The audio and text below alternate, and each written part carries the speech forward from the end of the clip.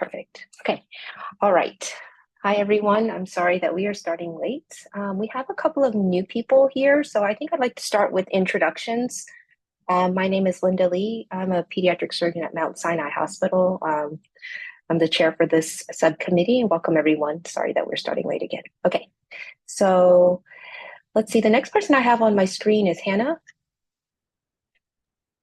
Sure. Hey everyone, thanks for having me. I'm Hannah Cockrell. I'm a current PGY4, almost PGY5 down in Mississippi at UMMC. And starting August of 2025, I'll be a ped surgery critical care fellow at Pittsburgh. Great, fantastic. And then I have Chris. Yeah, hi everybody. Chris Muratori, pediatric surgeon at Boston Medical Center at Boston University. And then I have Sarah. Hey there, Sarah. Oh, there's two Sarahs. Oops, oh, yes, it was Sarah Greenberg who was, yes, you're right. Okay, I'm Sarah Greenberg. I work as a pediatric surgeon at Seattle Children's Hospital, and I got to hang out with Hannah for 2 years when she was here. Awesome. And I have Richard. Hi guys, I'm Richard Glick. I'm a pediatric surgeon at Cohen Children's Medical Center in New York. Great. And then Colleen. Hi, I'm Colleen. I'm with Richard at Cohen's. All day, every day, for the past 4 days. All right. And then I have Kirk. Hi, Kirk Reichard, ped surgeon at Nemours in Wilmington and co-chair of the advocacy committee for AAP. Great. Thanks for joining us. Then Joanne. Hi, I'm Dr. Joanne Berg. I'm a pediatric surgeon with Presbyterian Health Services in Albuquerque. I'm the chair on the APSA side of this combined advocacy health policy committee. Sarah. Hey, sorry, I'm walking in my car, but Sarah, I'm one of the pediatric critical care fellows at U of M. Great. And then Sharmi. Hi everyone, my name is Charmy. I'm a third-year medical student at University of Toronto in Canada, and I'm very interested in surgery and environmental sustainability work in healthcare. Great. So the first thing that I had on my agenda, welcome everyone, was the GIGS Climate Justice Work Group.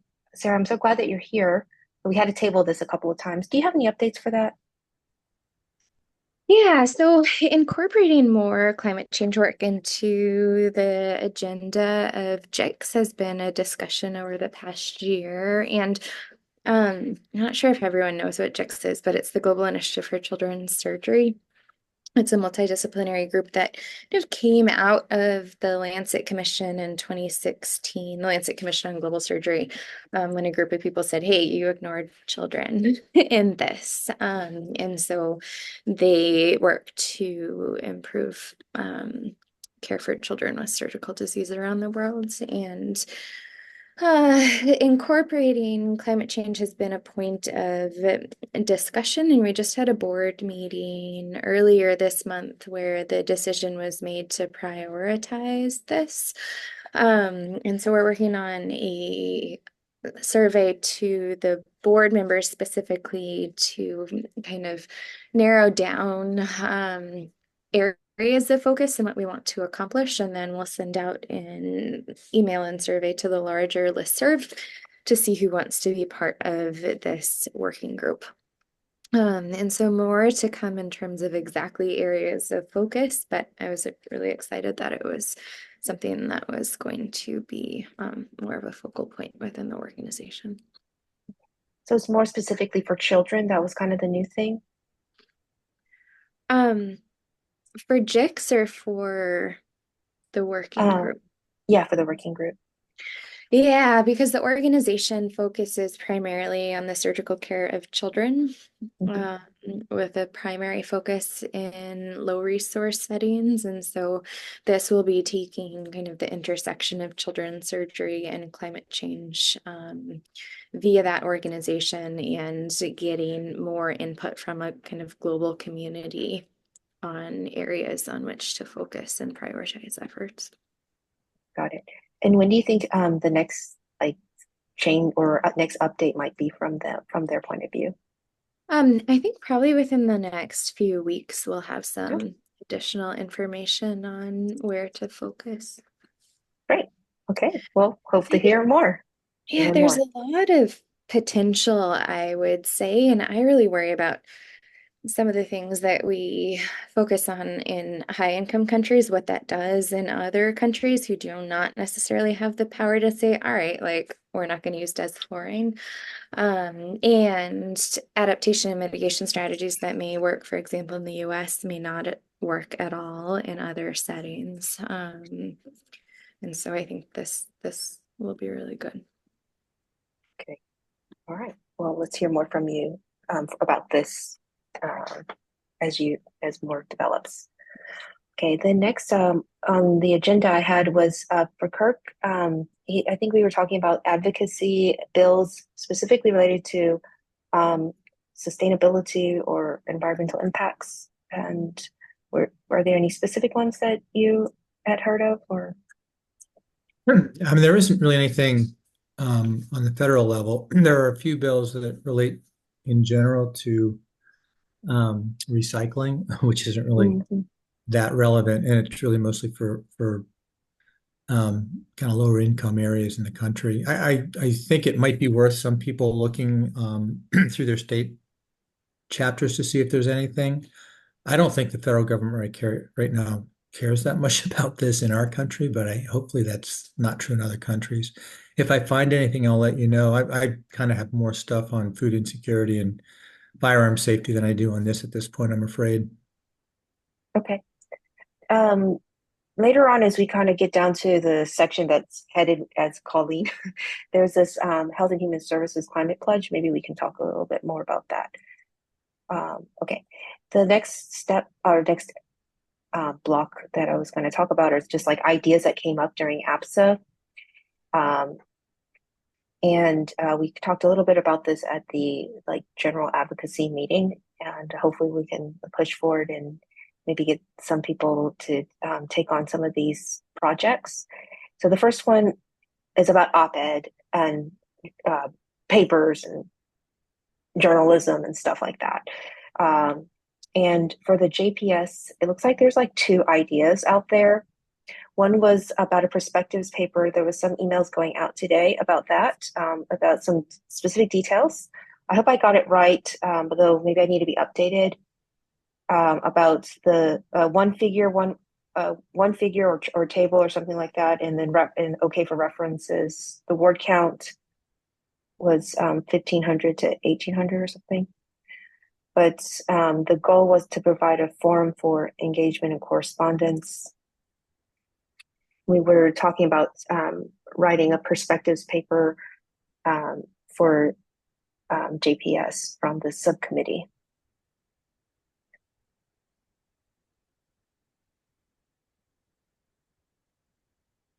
Does anybody have any thoughts about that?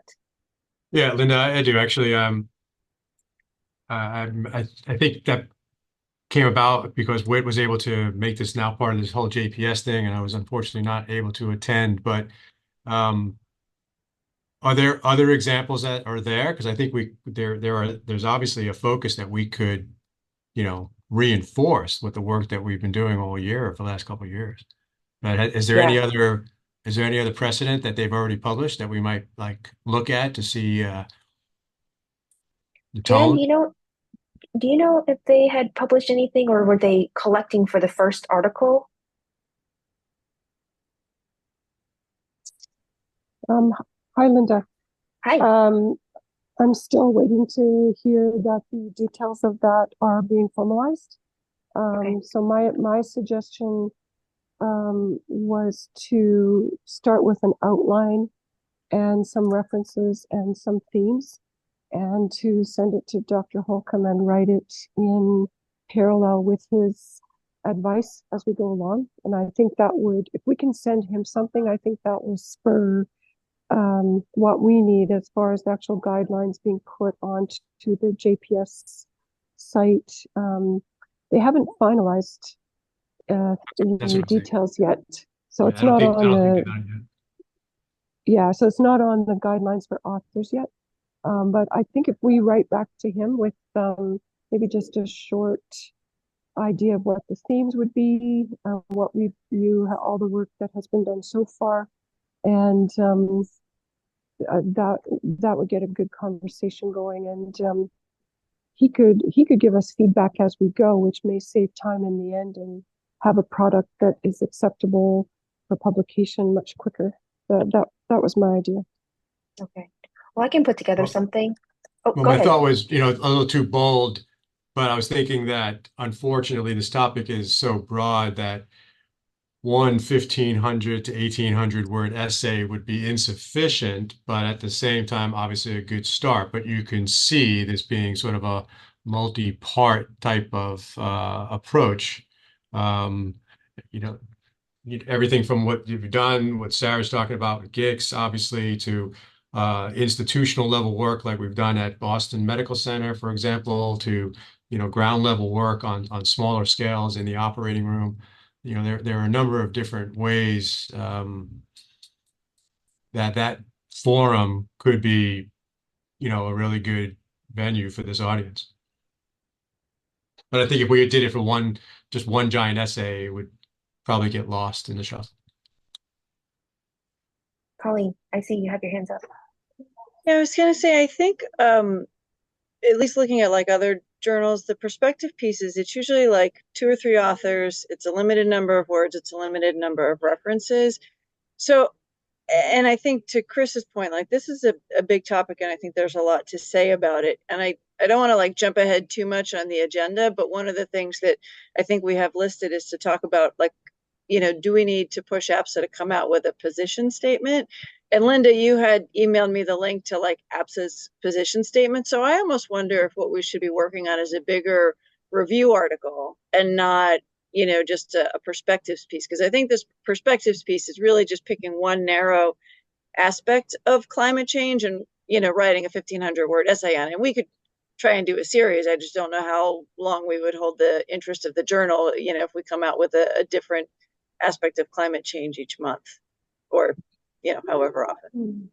If you can allow me to jump in real quick, I think what you just said, Colleen, about why APSA should come out with a position statement, that might be a nice 1,500 word I'm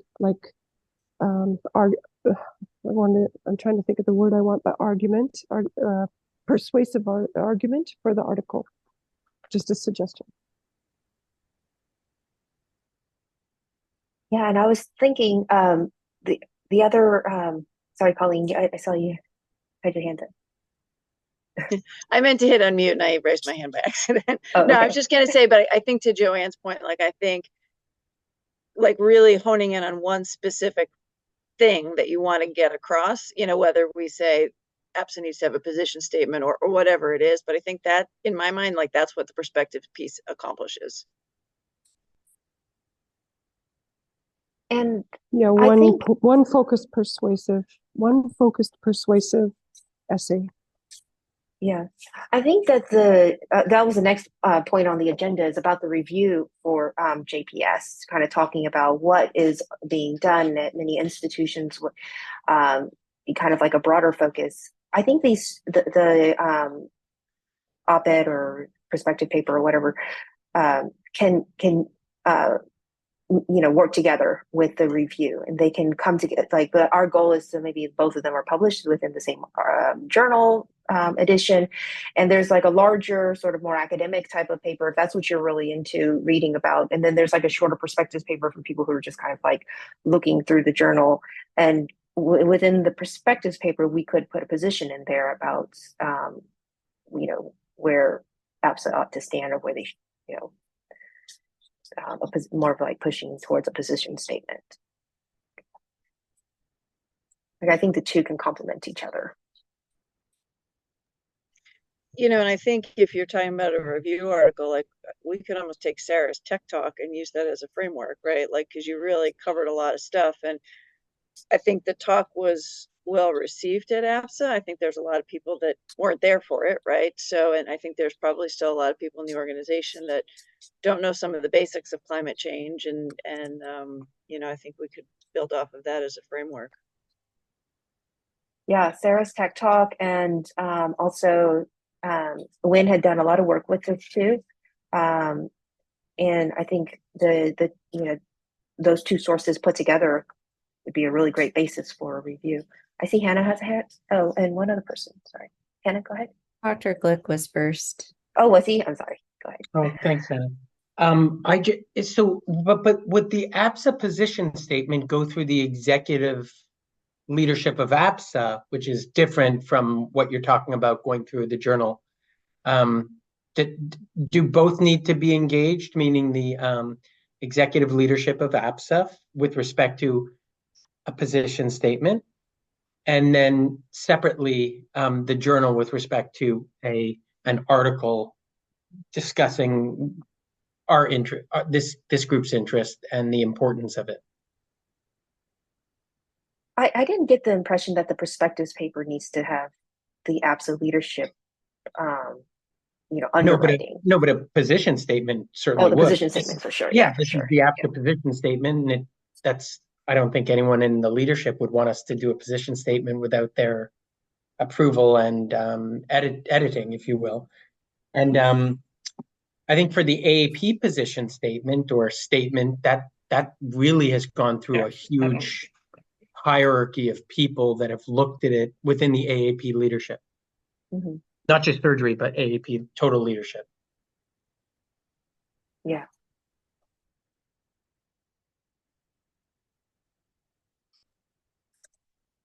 I was just going to say that when I was a research fellow at Seattle Children's, Dr. Greenberg and I, with some of our collaborators, did publish a paper that was largely drawing on what was discussed in the Tech Talk. We could certainly revisit it because Dr. Greenberg added more to those slides since that paper was published, but I've included the link if it would be helpful for folks to look at just as an example of what has already been published in JPS that we could build off of maybe.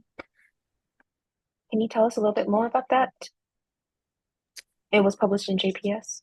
It was published in JPS. We had given a presentation up at CAPS about the intersection of climate change, pediatric surgery, and equity. And so we laid out our position in terms of the reason that we as pediatric surgeons and pediatric anesthesia providers should be engaging in discussion about environmental sustainability. Fantastic. Yeah. In response to the Lancet countdown and them coming out saying that the climate, we are now in a code red for planetary health. Talked a little bit about equity in terms of disproportionate impact on communities of color, impoverished communities in the global South, drew a little bit on indigenous knowledge bases on how they view climate change and how integral it is to human health, and then gave a very brief rundown on different ways in which surgeons could engage in climate work in their own facility, whether that's recycling programs or working with a facility to limit or handling turnovers, turning off lights, processing, sterile equipment, etc. Oh, this is great. I just clicked on your paper. Fantastic. A lot of it, there's a lot of background. I saw like state of where things are, and like the effect contribution of surgery to all of this. And then under your future directions, then you also have some, like details about what people could be doing in metrics and stuff like that. What I understand they're looking for is more of like a review about like efforts that have been done at different institutions. So it seems like it's this future directions part of your paper, but like maybe making that more the main focus. That was the impression that I got from Makes sense. And it's certainly not a formal systematic review of the literature, but yeah. Okay. All right. Is anyone interested in leading on the review paper? We kind of just naturally started talking about that.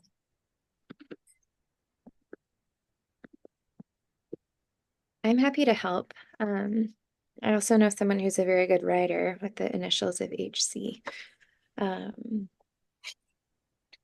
happy to work on it too if the group could give me a little bit more guidance about this structure. So if the goal is to focus more on the future directions and provide examples of successful interventions. But I don't know. Wynn is not here, but we perfect. I think Wynn is not here, but I also tap her for her prior work during research too. She and I could certainly work on something together. Okay. I think we just need to define how it's different from what Wynn has done, and then like there is a fairly new systematic review on a global scale, kind of comparing interventions in different parts of the world. If needed, I could also help with it since I'm working on a paper for the work that I'm doing at the Hospital of Sick Children. Yeah. It's Ramin. Sorry to jump on late. I just got some things clinically. Hey, I'd certainly be happy to chip in as we were just kind of revving up to do this same thing, kind of collect what's out there. And I think I just come across the review that Sarah's talking about. Is that one that published out of the UK, Sarah? Yeah. Yeah. I just came across that. It was from like last year. But anyway, yeah, absolutely be happy to. I think it came through the NIH actually. I'd have to look and see. But it was robust.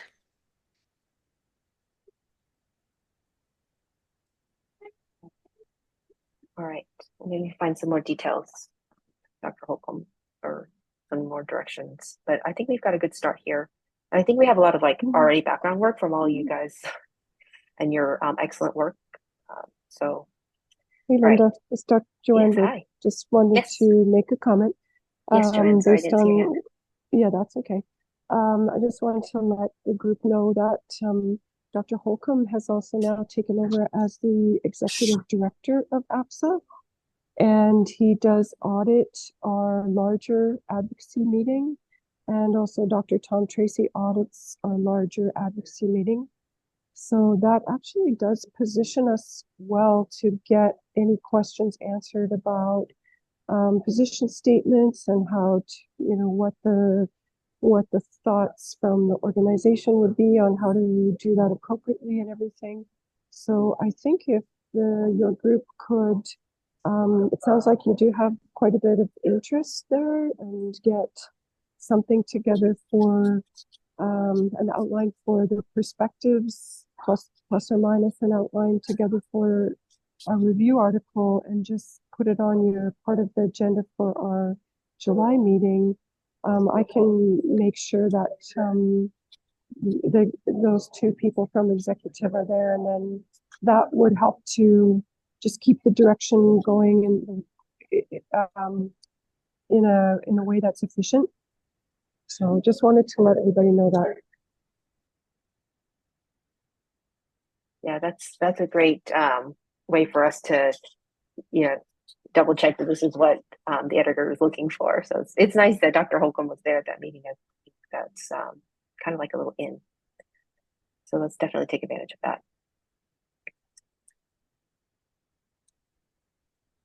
Yeah, let's try to get to have a proposal for an op-ed in the review ideas that we can have ready to present for July's meeting. Okay. Yeah. Okay. All right. Then is Jordan on? Yeah, Jordan, I saw you just joined. You want to say hello? We Hey everybody. introduce. Yeah, of course. So I'm Jordan. I'm a general surgery resident at UCLA, currently in my research years. Nice to meet y'all. All right, nice to meet you again. Jordan joined us at one of our at our subcommittee meeting, or the not subcommittee, sorry, the committee meeting, and had an idea, sort of approaching this more from like a journalism perspective. The proposed target journal was Vox, but I don't know. We're not married. I don't think he's married to that. But the idea was basically putting together a brief article. You know, the Vox articles are mostly like they're written for like the general public. It's not written for physicians or surgeons, and just giving an idea of what the problem is, and using more of like pictures or figures to convey information about the importance of what we're talking about, to kind of create an impact. And then maybe thinking about ending it a little bit with some concrete examples or solutions, but just like that part's like not necessarily the meat of the article. But Jordan, do you want to talk a little bit more about that idea, see what the group thinks?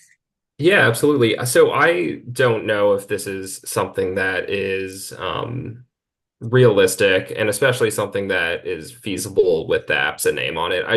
So I thought of two things. One is the New York Times put out an article a few years ago that was like how hospitals contribute to climate change. And it blew my mind. I can't remember the facts now, but like a huge proportion of greenhouse gases produced every year comes from healthcare, which I think makes more sense when we think about like it's whatever, 18% of our GDP. And so I was thinking kind of along that line, which is, we are huge contributors to climate change. And then along the second line was actually from Dr. Greenberg's talk at APSA, was one of the photos you showed with, I believe, was a woman who had all of the surgical like drapes and equipment that was used during her breast reconstruction, and it like filled an entire room, and she was like laying in the middle of the room. And I was just thinking about like the three clear giant bags of trash we produce after every case, and just like how much waste it is. So I wasn't sure if it was something along the lines of like naming the problem from a bigger scale, kind of like the New York Times article did, talking about what we see as surgeons, as like the problem, and how we think we can be part of the solution in terms of innovating and advocacy. I just thought it would ring pretty true with like a general audience, actually. And we don't have to get into weeds. We don't have to throw any institutions under the bus. But I don't know. I kind of wonder if something that's like not behind a paywall would have a bigger impact ultimately. Yeah, and when we talked about this during the advocacy committee, there's definitely concern from the leadership position about using APSA's name or tying any of this to APSA, and of course, like what you mentioned there, Jordan, about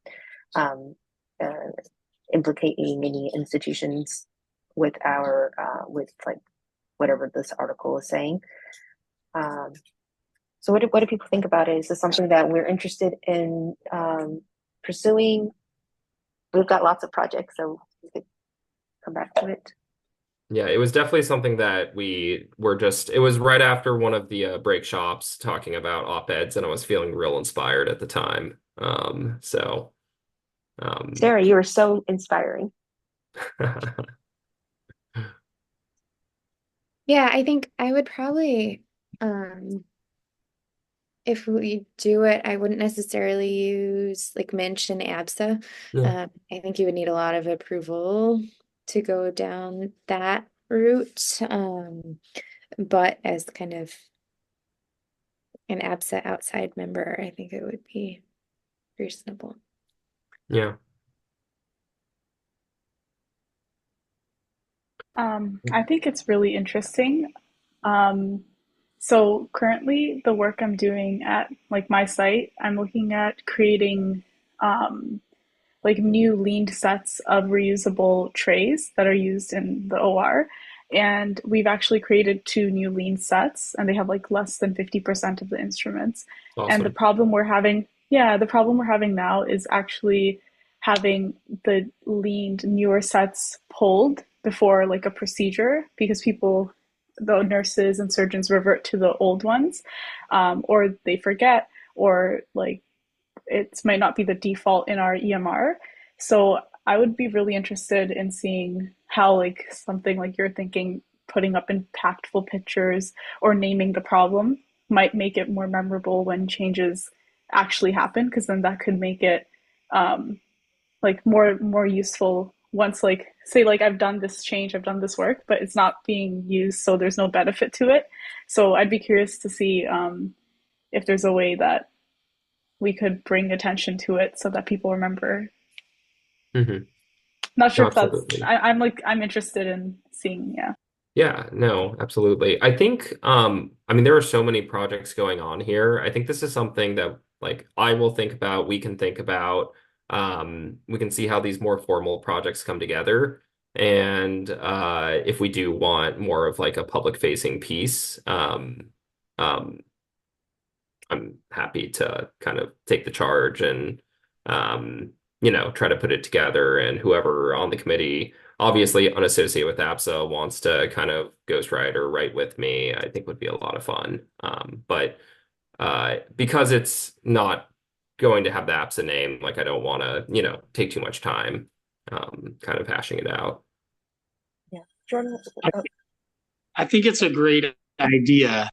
And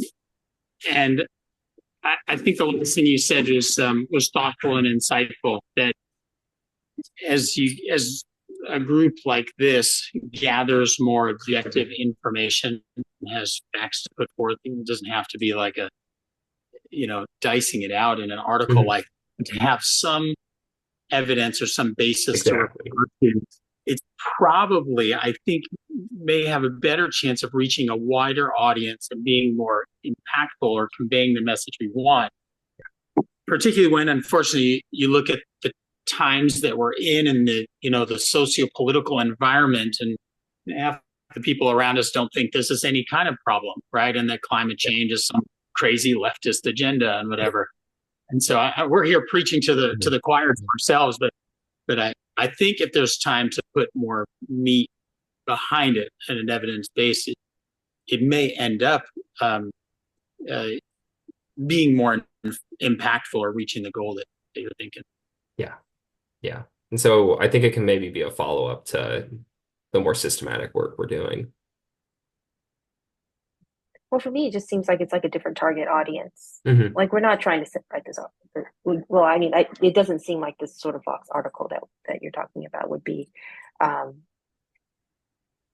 you're trying to talk to pediatric surgeons or something.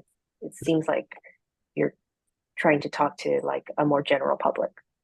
Yeah, absolutely.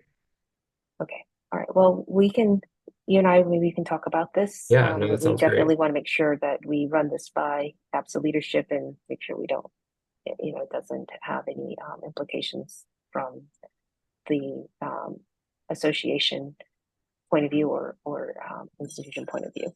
Perfect. All right, cool. Thanks, Thanks. Jordan. The next one, next topic was about the New York Times investigative reporting, again, more journalism stuff. And again, I can't remember who brought it up during the advocacy meeting, but basically the thought here was to speak to a New York Times investigative reporter, Sarah Kilf, and to talk to her about the same question that we're talking about, like OR waste in specific, or it could be another topic. But I think the one that we brought up was about OR waste and how much trash, plastic and stuff like that is generated and how much is tossed out. This one definitely also met with concerns during the advocacy meeting. Again, not wanting to implicate any specific institutions. I haven't sent out any feeler to this particular person, but because I wanted to run it by the subcommittee first, see what people thought about that.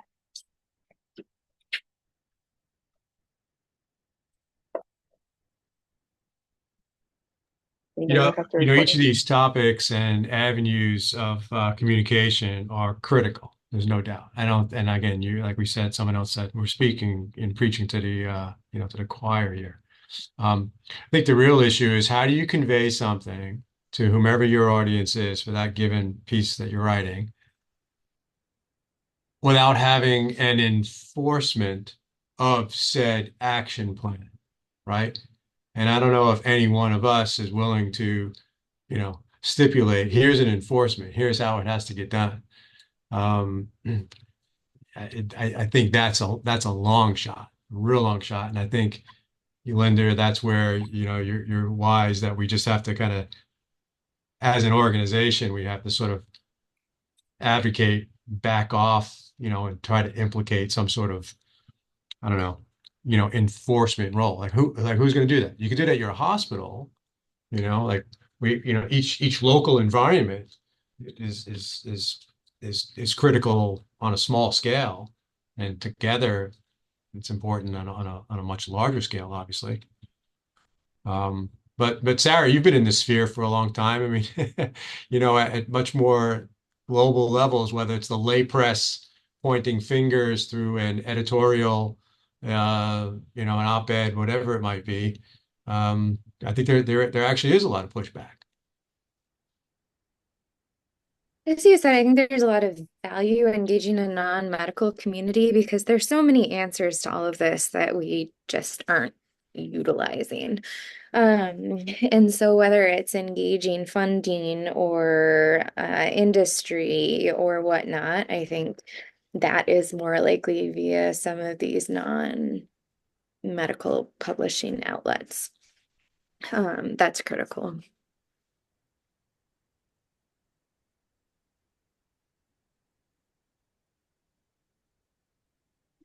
And I think just in terms of go ahead. No, go. Just in terms of a review, like one way to potentially focus it would be to look beyond just like this focus on sustainability and net zero, like what can hospitals do to be regenerative, and to go beyond just, we're not just contributing to the problem, but we're helping to fix it, because I think there's a lot that really could be done, and we're still very much focused on sustainability. Like as a planetary standpoint, we have to really move way past that if there's going to be a planet left. That's a fresh idea. Actually, I really like that idea. And I think we'd have to go beyond the standards medical literature, but there's examples, like there's a lot out there that I think would be good to kind of push things a little further. Wow. Okay. That's how do we stop hurting and breaking it down? But like we're trying to do less of that, less injury, but really like how can we fix things? How can we make things restoration, regeneration? Yeah. That's okay. Like that. So what I was going to say about the journalism thing, the investigative reporting, it sounds like the group thinks that it's, an important or maybe like a good venue to approach the lay audience.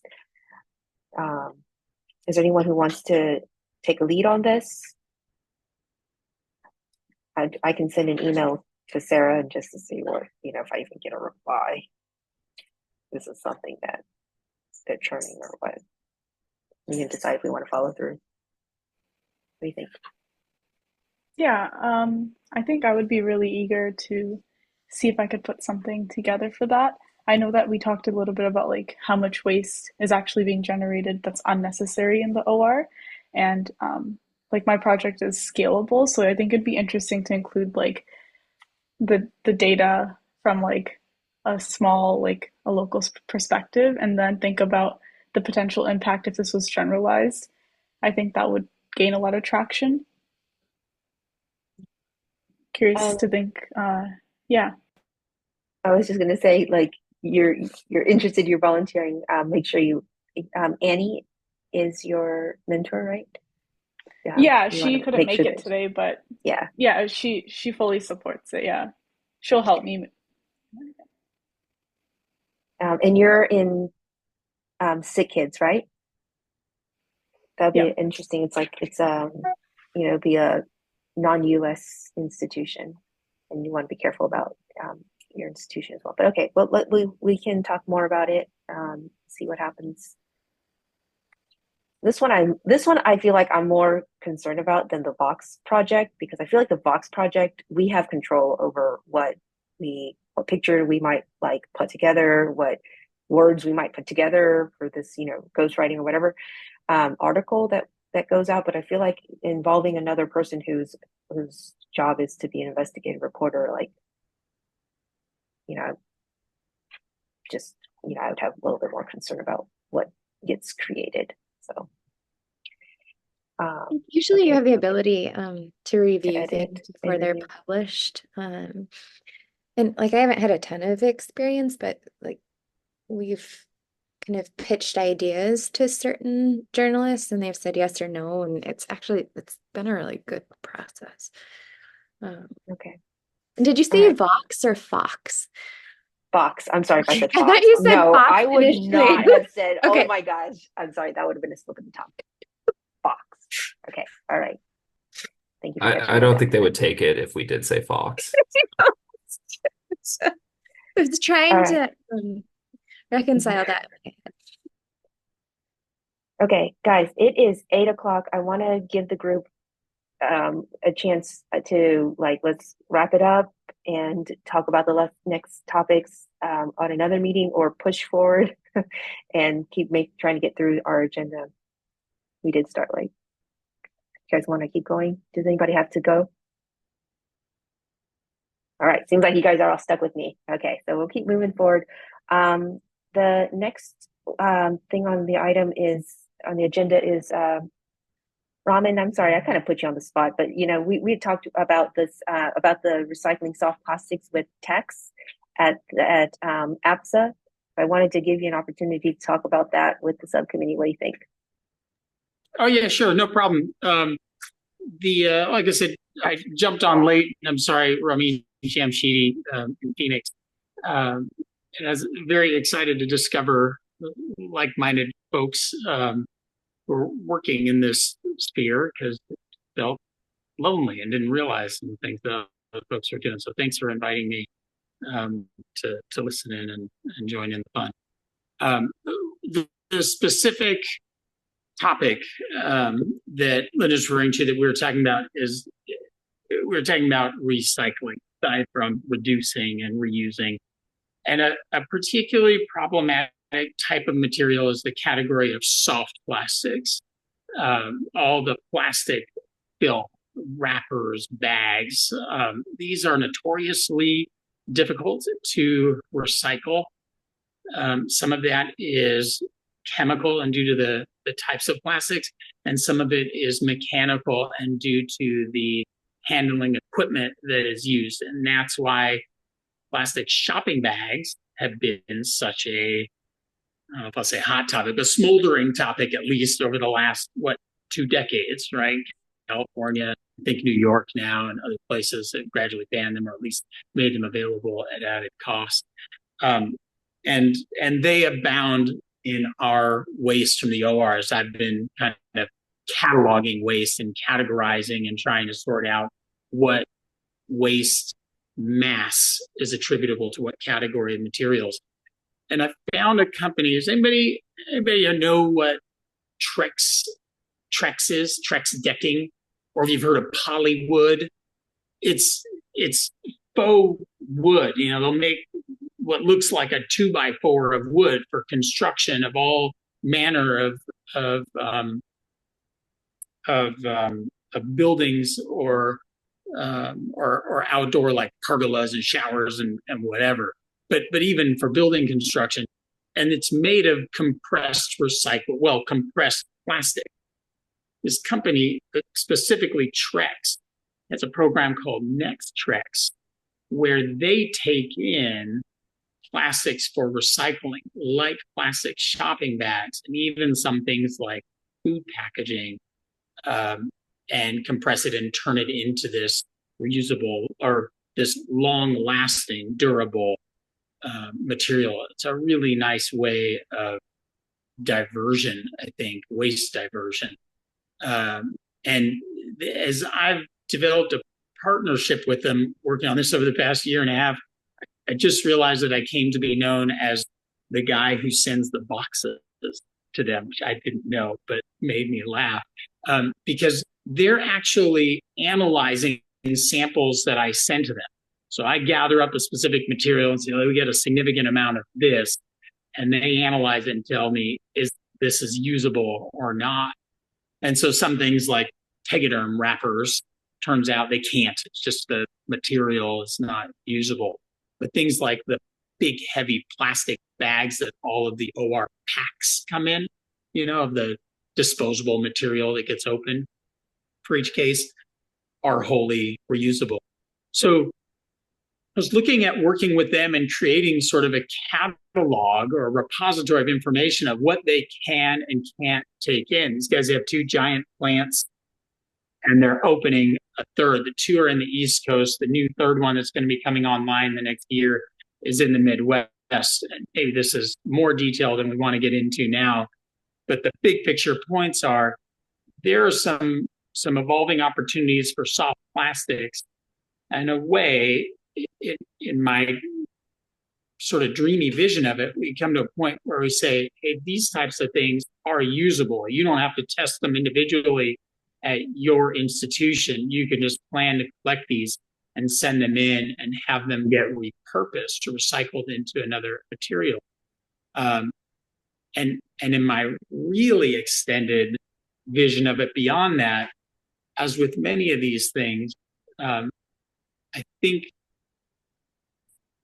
I have this vision in the future of us as the consumers pushing back on the manufacturers in the classic, supply, demand, consumer-driven economy model to say, we don't want your product till you make it with reduced packaging, or you put it in packaging that is recyclable, or you put on your packaging exactly where it's going to go at the end of its temporary use. You have to think in terms of a circle and not a one-way road from the shelf to the landfill. I hope that's sort of a helpful sketch. That's some of the detail of what Linda and I got to chatting about, and I was telling her about. Any thoughts, impressions, skepticism, suggestions, ideas for expansion and jumping in with me? I'd love to hear any of it and invite anybody to help out. Got a raised hand there.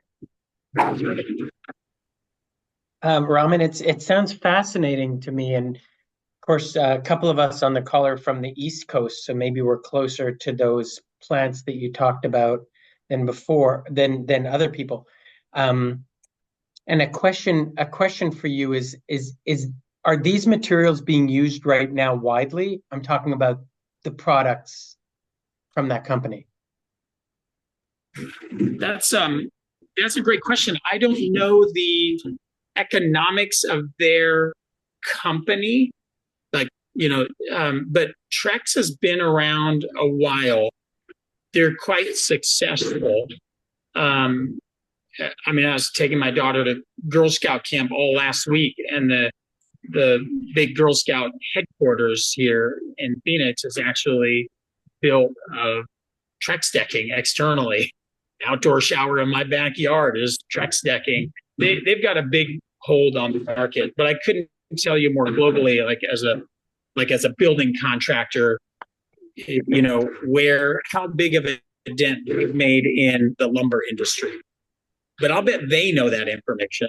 I'm just wondering how it compares financially to if you wanted to do decking on your shower with more conventional ones, because money drives everything in this country and others.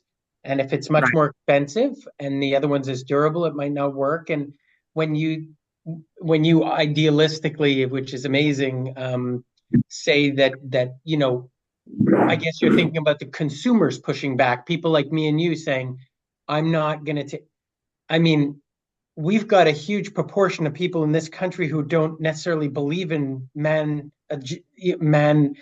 having a hand in climate change or climate change in general.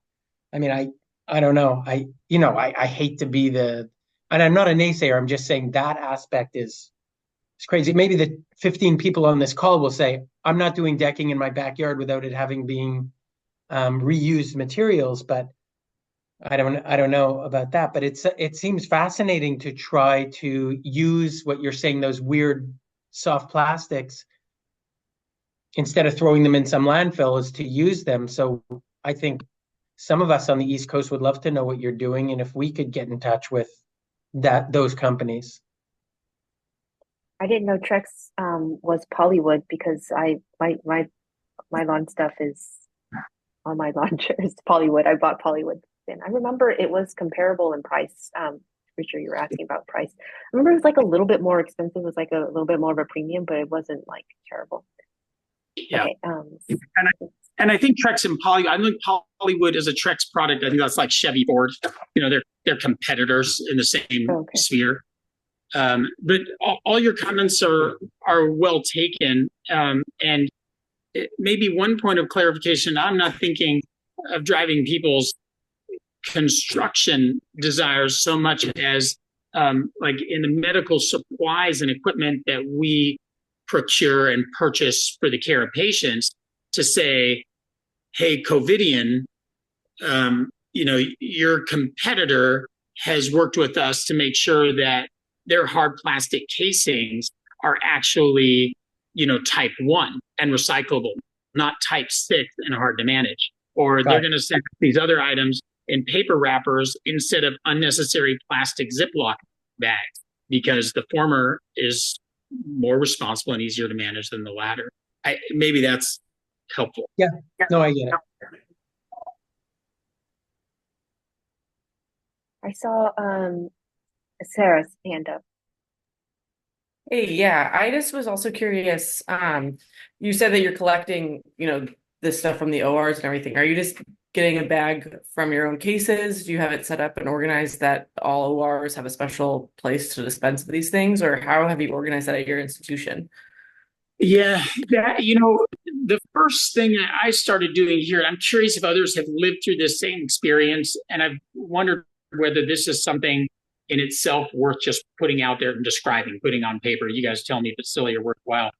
One of the first things I did when I got to this institution and saw no recycling happening was I said, let's get the low-hanging fruit. Let's get the hard plastics and the paper cardboard products. And the stream is set up for it. We're here in like one of the headquarters of waste management, the company Waste Management. And so I found that the best means of facilitating that was a different colored bag. It needed to be clearly identifiable and collectible and separable, and had to fight battles over the extra penny per bag that it costs to have a different dye for these bags, for this color. But that has been helpful, not only in allowing people to know where to put it, but then to know, to be able to track the bags and trace them from time to time and make sure they're getting actually sorted and separated properly, and they leave here on a truck and go to the waste management materials facility, that they are actually getting processed along different lines in the facility. So the short answer is different colored bag, huge impact. That was the big step forward, and that got us from 0 to like 20, 30 kilos per week diverted out of landfill in one group of ORs in one hospital, right? To go to the point That's awesome. Scalability. Yeah, that's really cool. Okay, very cool. I think there's a lot of people interested in what you're doing there. So please let us know more details. I'm also like what Richard was saying, wondering if being on the East Coast, we're close to also a Trex facility. And if you had set up like a revenue, not revenue, but like a stream processing stream and have like certain like a compendium of items that can be recycled, I don't know, I'd be very interested in helping to contribute to that. Sounds It great. seems like a grassroots type of thing. Just while sharing, I don't know, excitedly about where I've managed to come over 10 years. This is the next huge thing. I just wandered over here. Can you go see that? This is like blur your background. Thing, but these are like the sorting racks in our utility room where aside from the colored bags that are going into recycling, these are reuse directed out to places like Project Cure in our School of Medicine Skills Lab and a variety of other endpoints. So there may be a role, as we're talking, just spitballing different ideas. There may be a place to publish just a narrative type thing of, hey, advice from a friend on how you get something started in your place, right? To light a candle is better than to curse the darkness. Like, start somewhere, do a little something. Here's some tips from people who have tried and failed and fumbled and found routes that work. Crazy idea? Well, it's kind of like that's a little bit what we intended the subcommittee to be, to talk about these ideas and see what fires can be started, kind of spitballing and see what works at your institution. Maybe it'll work at this one. That was actually kind of what we wanted the subcommittee to do. It's awesome. Thank you for sharing and all the amazing things that you're doing there. Oh, yeah. Thanks for letting me. Join us again.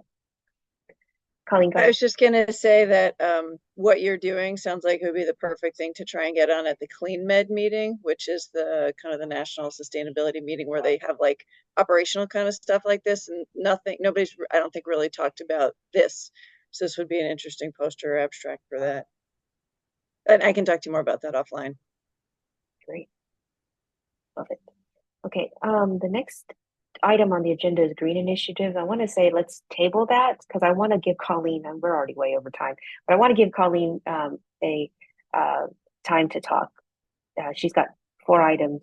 Go ahead, Colleen. The first thing was an update on the. So I'll go in no specific order. Go for it. Ami Shah, who is at Rush University, did a study of adult general surgery patients trying to gauge their level of interest or concern for climate change and having it be incorporated into like healthcare making decisions.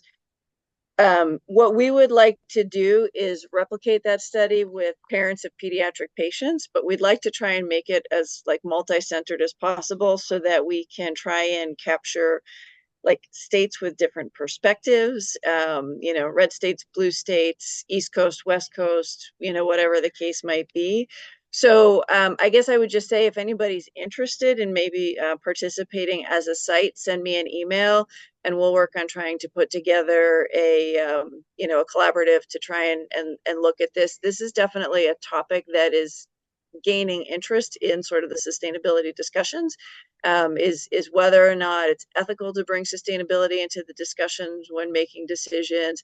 Should it be talked about with families? Are families interested? Is it okay to talk about it with the families that are interested versus the ones that aren't? So that's kind of the gist of that. So if you think it's something you might be interested in, please send me an email, which I will actually put my email address in the chat. So that you all have that. So that's item number 1. The other thing that I think, one of the other items that may be on the agenda, I think, was the discussion about the study where we calculated the environmental impact of travel to the APSA 2023 meeting. I'll just say that we have a manuscript that's been submitted to JPS. We got some comments back from reviewers. So for those that are helping with the paper, I sent you an email. If you could take a look and give me any follow-up thoughts, I'd like to get that back to the journal so we can try and move forward with that. And then the other 2 things were position statement for APSA and then the Health and Human Services pledge. So presumably you guys know what the Health and Human Services pledge is, but just high level overview. 2 years ago. This was launched by the White House and Health and Human Services, getting hospitals, healthcare systems, and other healthcare related organizations to sign on. And if you sign the pledge, you're contributing to reducing your organization's greenhouse gas emissions, having somebody appointed like as your chief sustainability officer, for lack of a better term, and then cataloging the emissions that your organization generates. So probably a number of your healthcare organizations are already signatories of it, but other organizations can join. So like the American Board of Surgery has signed on.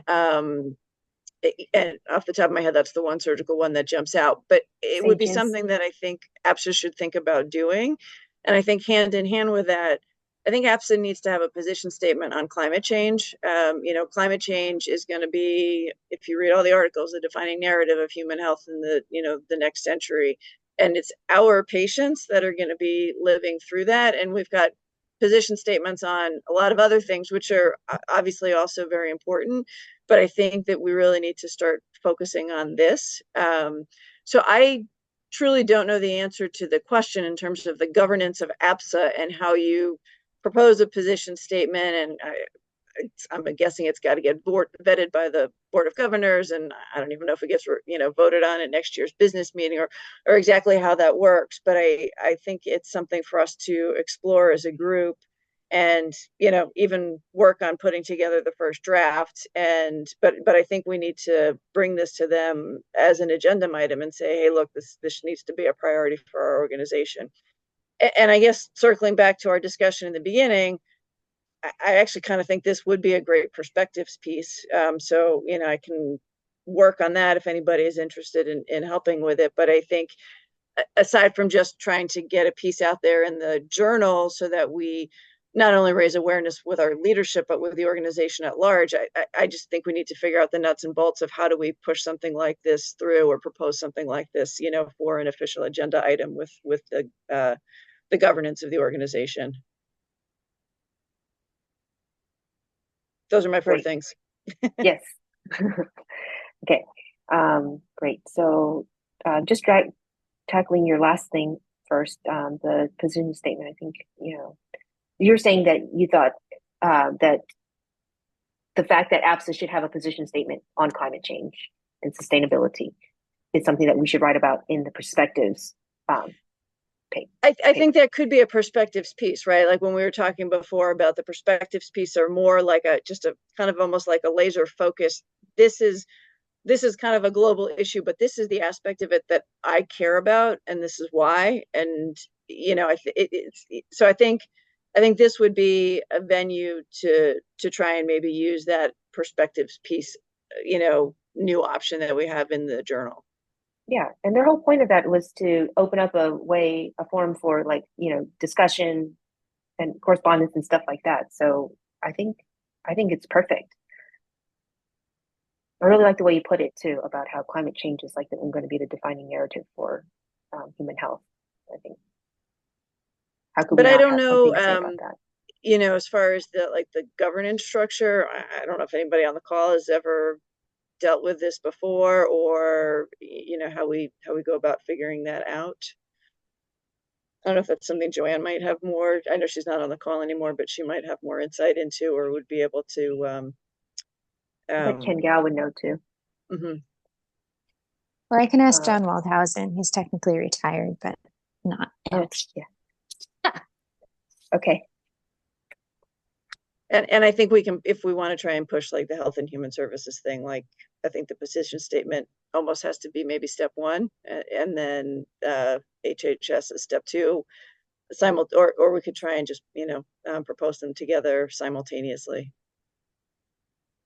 I agree with you. I think that the position statement should be first, and the pledge should be second. I don't know how long they were going to keep it open for you to sign on, but the pledge, you're supposed to reduce your emission by 50% and appoint a sustainability lead, executive lead or something like that. And I don't know, if APSA leadership is ready to document how much emissions they make and then make a goal to reduce it by 50%.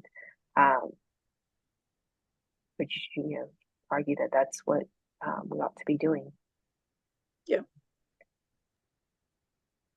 Well, I mean, all you have to do is kind of recount the last year's worth of meetings for, you know, all the gun violence protection and trafficking that we just, I mean, there were plenty of topics that were discussed and all rose to the same level of concern, and trying to figure out how APSA would respond and have a position statement on each one of those kind of got a little bit heated. So, I think step one is, especially now that we have this venue with the perspectives, is let's just write it. Let's write it 15 to 1800 word essay about what we know, like the impact of climate change on child health, and therefore why APSA, and use that to explain to APSA and why APSA needs to follow through on all of the other roles that we've been playing in terms of protecting, and saving lifetimes. I mean, just 1,500 words is going to go in a blink of an eye. Oh, for sure. So, once we really start venturing into sustainability and efforts in the operating room with recycling and plastic bags and hard plastics versus food pantries and recycled and reclaimable waste, gone. We've lost everybody. It's all important topics. I mean, really happy with the work that we're doing here, for example, like that. But man, once you start down those specifics, you really start to lose people. But I think, Colleen, to answer a couple of your questions there, let's do the JPS perspective as a draft and get it to the point where we're all feeling that it's, sharp and ready to go to them. And then you're right, you go both to Whit and Tom and you say, this is something that we think that APSA needs to get behind formally. And like you did with the, gun violence protections, and I think we tabled human trafficking, if I remember correctly. But anyway, at least there's an APSA statement about, gun violence protections and so forth. So, wrong protection. All right, guys. Thank you, Colleen, for that quick wrap up. I can tell it's already dark because you're back. I went from having the sun across my face to now like fading and being out of focus. To being black and white. Okay, so it's 8:30, guys. Let's call it a night. Thank you, everyone, for staying on late. We've got a lot of topics, a lot of things to discuss. I'll send up minutes and we'll follow up. I'll see you guys at the next meeting. Okay. Sounds good. Thank you. Thanks. Thank you. Bye, everyone. Bye. Thank you.